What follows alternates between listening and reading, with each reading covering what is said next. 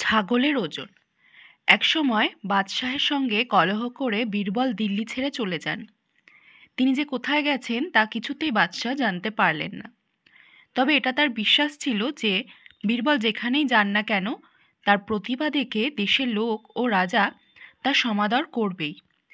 তাই তিনি রাজাদের কাছে বীরবলের খোঁজ নেবার চেষ্টা করতে লাগলেন। কিন্তু কোনো রাজাই স্বীকার করলেন না যে বীরবল তার দেশে আছেন। তখন ১০০ ছাগল কিনে ফেললেন বাদশাহ, আর প্রত্যেক রাজার কাছে এক একটা ছাগল পাঠিয়ে দিয়ে বললেন, ১ মাস পরে আমি ছাগল ফেরত চাই। দেখবেন যেন ছাগলের ওজন একটিও কম বেশি না হয়। ১ মাস পরে সব রাজার কাছ থেকে ছাগল ফেরত আনা হলো। মেপে দেখা গেল একটা ছাড়া অন্য সব ছাগলেরই ওজন হয় কিছু বেশি হয়েছে, না হয় কিছু কম হয়ে গেছে।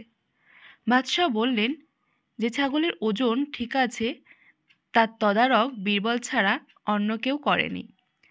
১ মাসের ভেতর ছাগলের ওজন কমবে না, বাড়বে না, এমন কায়দা বীরবল ছাড়া কারোর জানা নেই। সন্ধান নিয়ে জানা গেল যে সত্যিই বীরবল ওই রাজ্যের। তখন তাকে আদর করে ডেকে ফিরিয়ে এনে বাদশাহ জিজ্ঞাসা করলেন, বলো দেখি বন্ধু, কি কৌশলে তুমি ছাগলের ওজন ঠিক রেখেছিলে? বীরবল হেসে বললেন, রোজ নিয়মিত খেতে পেলে ছাগল হোক বা মানুষ, তার ওজন বাড়বেই। সেটা আবার কমতেও পারে অসুখ বিসুখ হলে, কিন্তু ছাগলের অসুখ বড় একটা হয় না, তাই ভয় দেখিয়ে তার ওজন কমাতে হয়েছিল।